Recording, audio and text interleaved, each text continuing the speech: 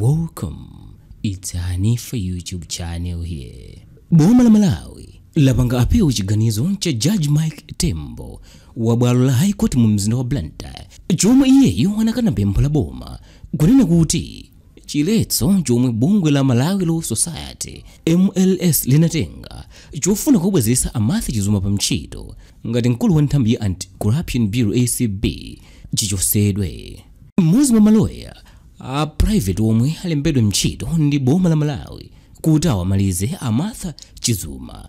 Bambo George Kadzipatike anasimikiza izi kunena kuti apiluyo yachitika ku bwalo la Supreme lachitatu pa 8 January mu chaka cha 2023. a Mike Tembo anakana pempho la BOMA lofuna kuchotsa chiletso chomwe chawabwenzeretsa a Martha Chizuma pa ntchito kutsatira kuti anayimisidwa pa ntchitoyi ndi mlembi wa mtsogoleri wa dziko lino ndi nduna Mike Zamba.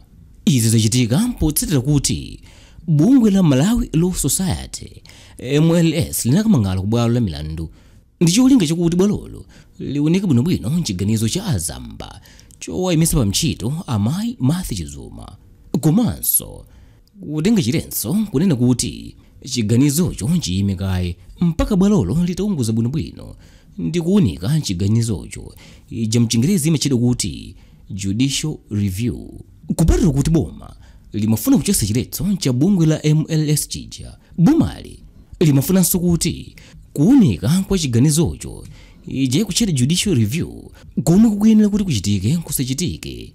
Koma Judge Mike Tembo anakana pempho la BOMAlo kutsatira kuti a Judge Mike Tembo wakana pempho la BOMAlo pakadali pano BOMA la tonse lakasoma ku bwalo la appeal ndi cholinga chakuti lichotseretu chiletso chomwe bungwe la Malawi Law Society linakatenga ku High Court kamba kakuti bungweli silikuyenera kutenga mbali pa nkhani ya Martha Chizuma popeza nkhaniyi sikuwakhuza iwowa. Mupempholo BOMA la dziko lino likudabwanso ndi ganizo la bungwe la maloya a Malawi Law Society lomwe maloya ake anachoka mu mzinda wa Lilongwe ndi kukatenga chiletso chawochi mu mzinda wa Blantyre.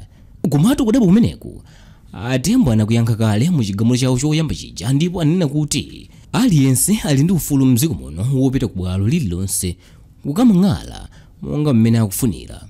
Mlangizi wa BOMA pa nkhani za malamulo mdziko muno Chichotsedwe anasankha a George Kadzipatike kuti ayimire a Zamba ndi a Chance Gondwe kuti ayimire wozenga mlandu wa BOMA a Levison Mangani.